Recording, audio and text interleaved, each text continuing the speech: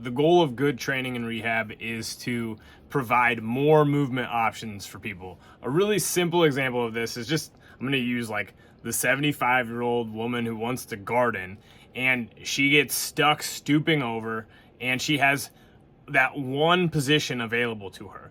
If that woman can get stronger and like kneel down and get up from a kneeling position, or squat or stoop even lower, or just figure out different ways to achieve the goal of gardening via, becoming more capable, good things happen. Or you take like a 22-year-old athlete who has trained a certain way but doesn't maybe move very well laterally, right? Or they can't solve the problem of moving a certain way in the same way anymore. They have to develop more capacity and more quote-unquote athleticism. Athleticism is essentially being able to adapt to the tasks in front of you.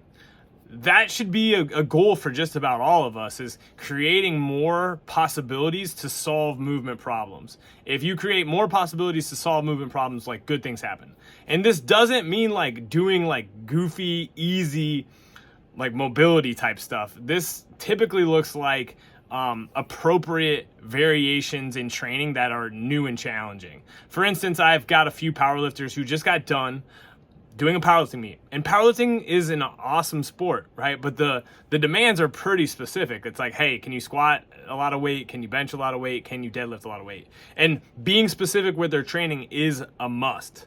But for a period of time, to keep them healthy, to grow their athletic base, and to improve their overarching performance, and to honestly build up some weaknesses, it's really good to like do different tasks that are still going to help make them strong and capable, like adding in something like a Cossack squat, like a heavy Cossack squat, doing heavy single leg work, right? Doing variations of the movements that, are competition movements, with slight pauses, or with a focus on moving the barbell fast, or just figuring out kind of where things break down for them and improving on that aspect of like a squat or a deadlift can be really advantageous.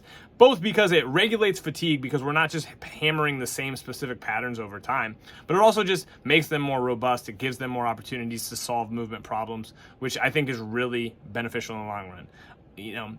Powerlifters are athletes, Olympic lifters are athletes.